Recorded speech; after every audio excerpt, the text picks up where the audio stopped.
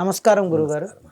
గురువుగారు, ఇప్పుడు మంత్రము, తంత్రము ఏదైనా అది మనిషి మనుగడకు, తన అభివృద్ధికి తను ఉపయోగించుకుంటారు.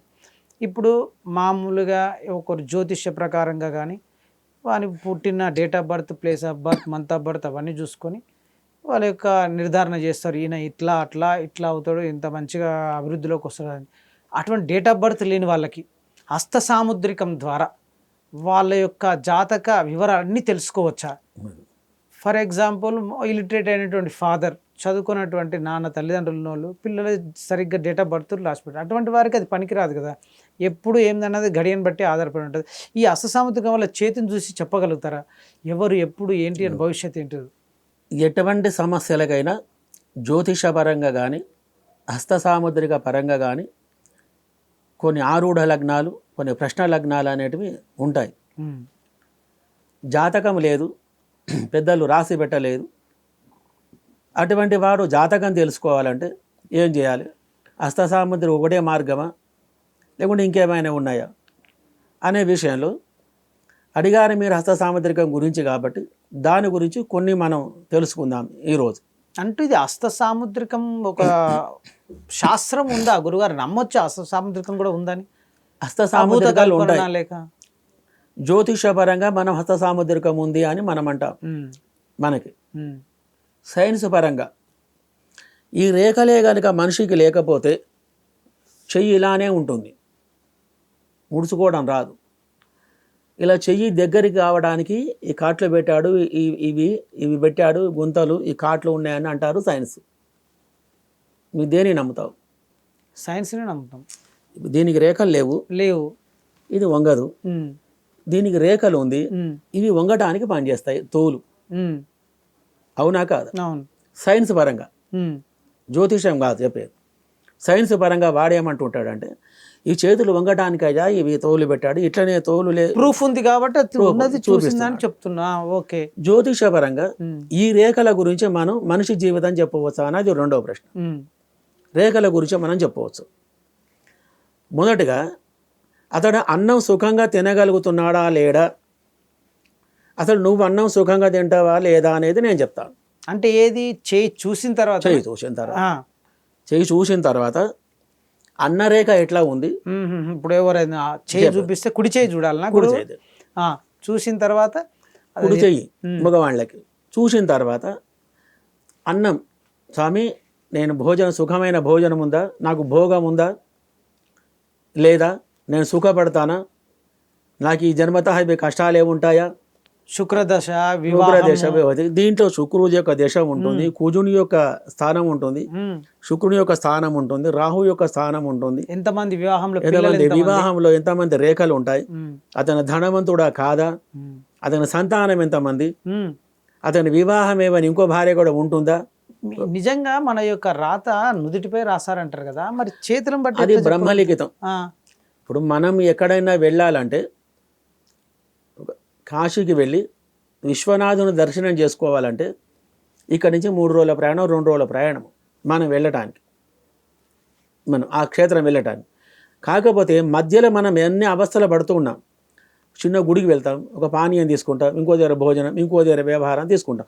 స్వామి దగ్గరికి మనం వెళ్ళటానికే మనం ఇంత అవస్థ పడుతున్నాం. ఒక క్షేత్రం వెళ్ళటానికి, స్వామి దగ్గర తర్వాత ముచ్చడం, ఒక క్షేత్రానికి వెళ్ళటానికి ఇంత అవస్థ పడుతున్నాం. కాబట్టి మనకు భగవంతుడు 3 తరుణోపాయాలు ఇచ్చాడు.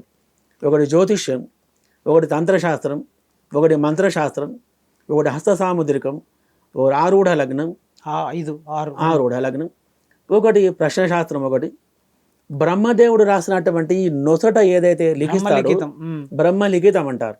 ఇవన్నీ పక్కకు పెట్టేసి ఇవి సాధ్యం కాకపోతే మనిషి వాడు కష్టపడి సంపాదించుకొని ఇక నాకు వీలు కాదు స్వామి అని చేతులు ఎత్తేసినప్పుడు ఈ లిఖితం ఉన్నటువంటి యొక్క అంశం ఏదైతే ఉందో అప్పుడు వాడిని కాపాడుతుంది ఈ బ్రహ్మలిఖితం. అప్పుడు ఈ బ్రహ్మలిఖితం కాపాడుతుంది.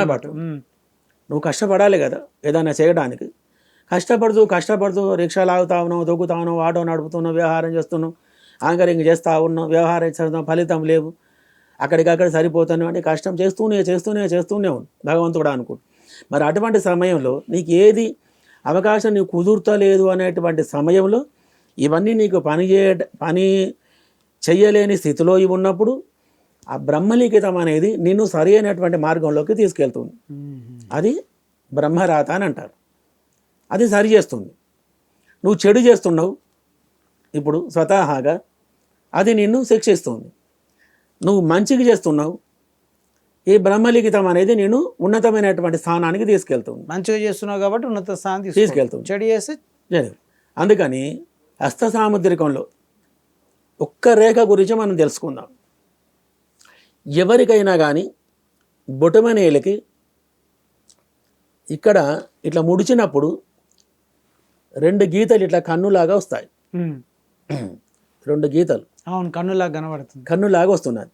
ఇది ఎంత బలంగా నీకు ఇక్కడి నుంచి చుట్టుగా వస్తాయి, కొద్ది బలంగా చూసుకోవచ్చు. ఇట్లా బొటమైన ఇట్లా అన్నప్పుడు ఇట్లా ఇలా అనాలి. 2 కనబడాలి. ఈ 2 రేఖలు పైన ఒకటి ఉంది, కింద ఒకటి. పైన ఒకటి. ఇది అన్నం అనేది వాడికి ఎక్కువ లభ్యం అవుతుందని తెలవటానికి. అట్లా లేకపోతే ఒకటే లైన్ ఉంటే అది లేకపోతే అన్నానికి ఇబ్బంది పడుతున్నామని లెక్క. మరి ఇట్లా ఇట్లా శివుని కన్నులాగా వస్తుంది. ఒక్కటే రేఖ బలంగా ఉంది అనుకో, అన్నం సంపాదించుకోవడానికి కొద్దిగా శ్రమ అనేది ఎక్కువ తీసుకుంటున్నావు.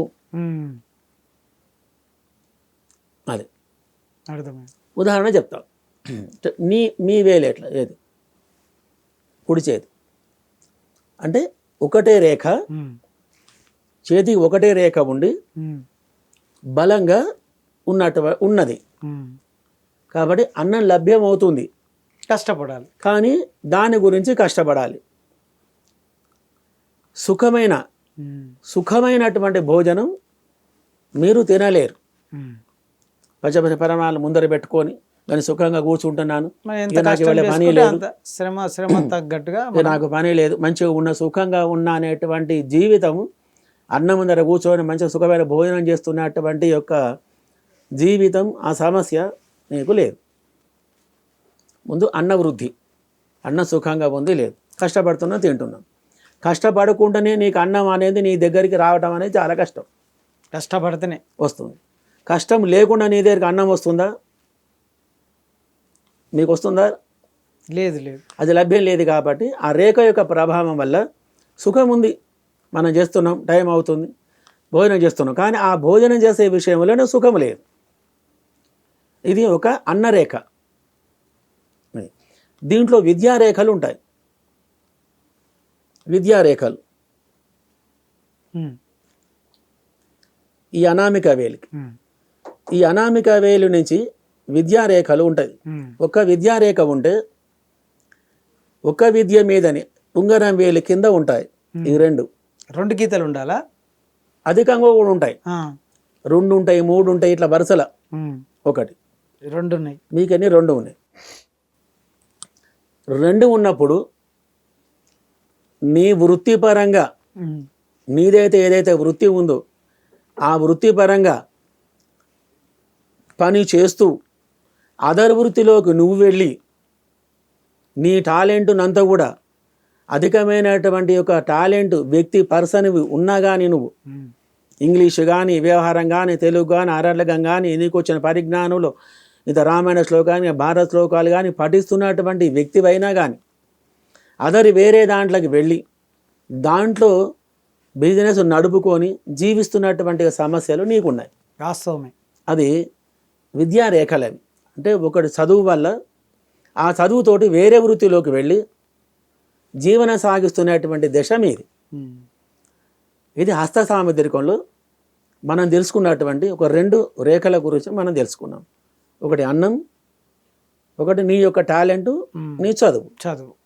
ఇక దీంట్లో చంద్రరేఖలు, శుక్రరేఖలు, చిట్కనవేలు రేఖలు, మధ్య రేఖలు, ఈ కట్లు ఇవన్నీ ఉన్నాయి, ఈ మధ్యలో ఇవన్నీ ఉన్నాయి, ఈ రేఖలు ఎన్ని ఉన్నాయి, చక్రాలు ఎన్ని ఉన్నాయి. చాలా పెద్ద శాస్త్రం అనేది హస్త సాముద్రికాన్ని జ్యోతిషం అంత వీలు కాదు. అది చక్రాలు ఎన్ని ఉన్నాయి, మణికట్టు రేఖలు ఎన్ని ఉన్నాయి. ఈ మణికట్టు రేఖలు ఇట్లా పడితే అన్ని రేఖలు గుద్దులుగా రావాలి. ఇక్కడ ఇట్లా రావాలి, మణికట్టుకి గొలుసుల్లాగా రావాలి. వచ్చాయా?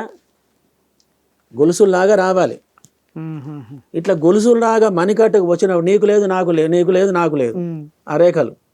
అందుకని బంగారాలు లేవు మన చేతి.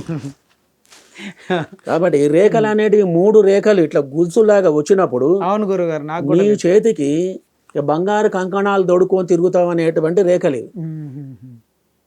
రేఖలు నార్మల్ ఉన్నట్టు జాతకం అంటే ఒక బంగారం అధికంగా ఉంటుందా లేదా అనడానికి ఒకటి, అన్నానికి ఒకటి, విద్యకు ఒకటి. విద్యకు ఒకటి. ఈ చతుర్రేఖలలో ఈ 3 రేఖల గురించి హస్తసామతులు అడిగినందుకు మనం ఒక 2 సూచనలు మళ్ళీ మరో కార్యక్రమంలో మళ్ళీ కొన్ని మరోసారి మళ్ళీ తెలుసుకుందాం. కార్యక్రమాలు మళ్ళీ అడిగినప్పుడు మిగతా 2 సమస్యల గురించి ఇంకా రెండు అది పెరుగుతూనే ఉంటాయి కాబట్టి వాటి గురించి తెలుసుకుందాం. మీరు అడిగినందుకు హస్త సామర్థ్యంలో ఈ విషయాలు మనం తెలుసుకోవడం జరిగింది. నమస్కారం గురుగారు. నమస్కారం.